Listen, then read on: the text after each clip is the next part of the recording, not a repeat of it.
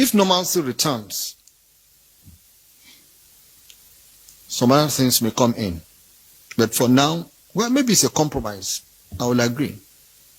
The next one is about the stake of the playbook of the Honorable Minister of Federal Capital Territory.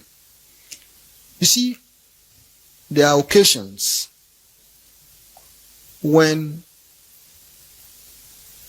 especially when it comes to national issues, we have to come out plainly and sincerely. Where do you put the Minister of FCT in this case? Was he the one who asked for the demolition of the House of Assembly? Was he the one who said the governor should not present his budget to the House of Assembly?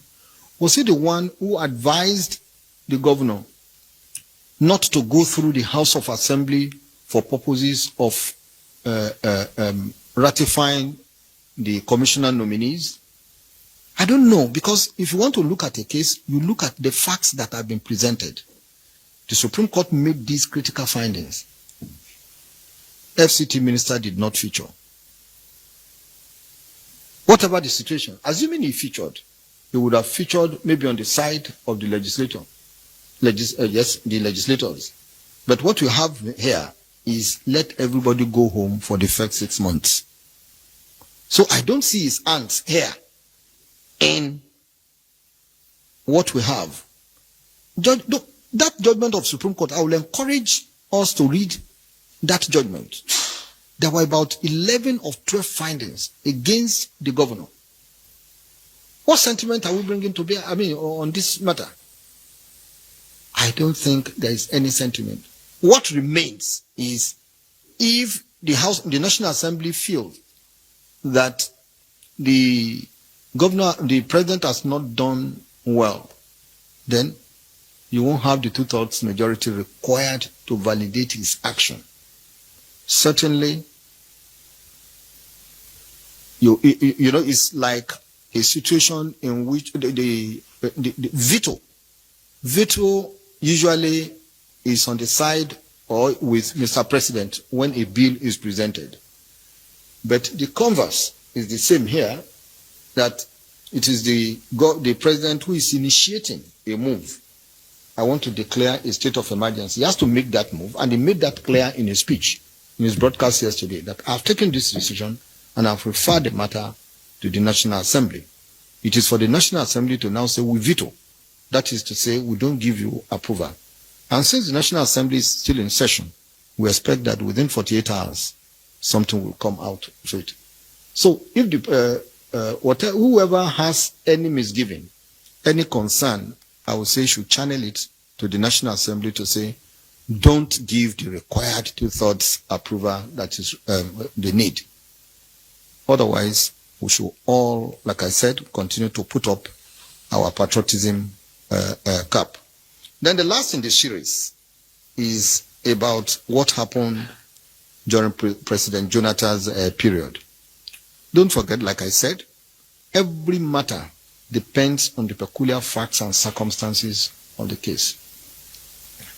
You can declare emergency in a variety of ways. It is like a man who is suffering from a disease. They say, oh, it's cancerous. They say, oh, I hope it has not spread to so area. Then you now excise the portion affected. I think that was what happened during President Jonathan's period. If it is about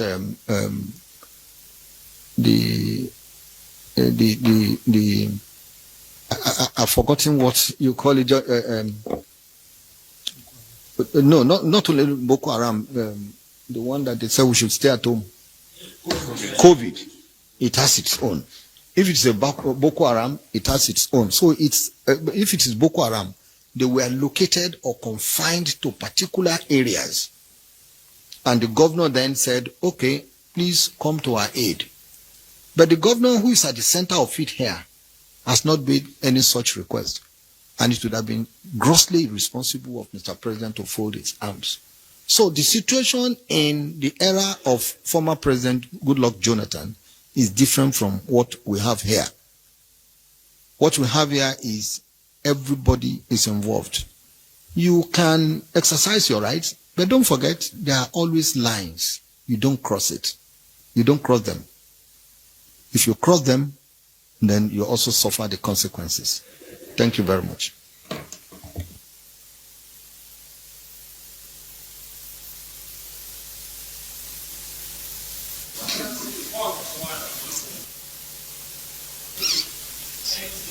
Who is the punch? Good afternoon, sirs. Amma. My name is Musbadan Wahab. I work with ACE for the initial period of 6 months, which means if the parties to this crisis are not able to, they could not resolve. So where is the president hanging the reconciliation? This current government.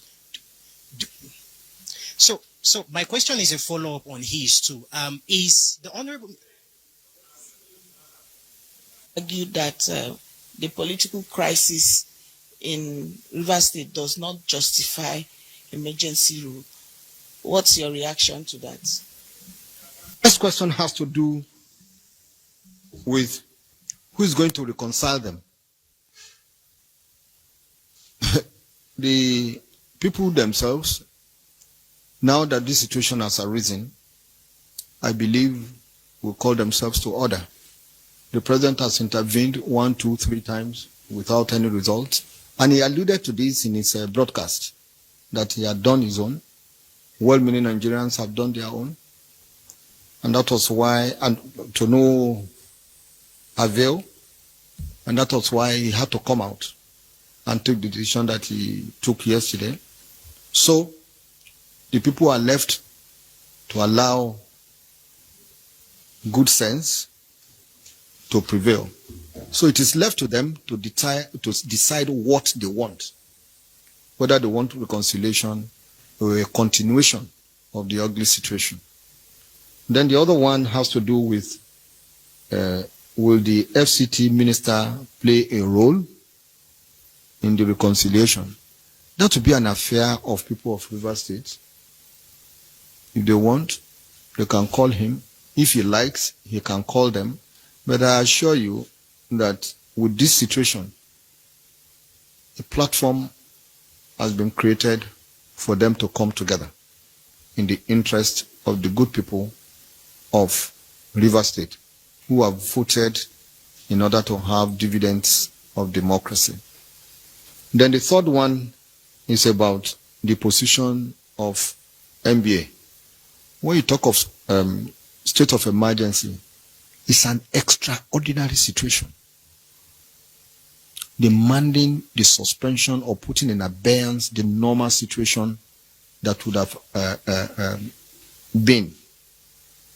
Normally, you allow the legislature, the executive, and the judiciary to continue to function. But like I said, Section 308 envisaged that there might be situations in which extraordinary matters or events will come up, which will require suspending the normal rights or privileges of those who are involved. And that is why the justification for suspension of the people involved come in.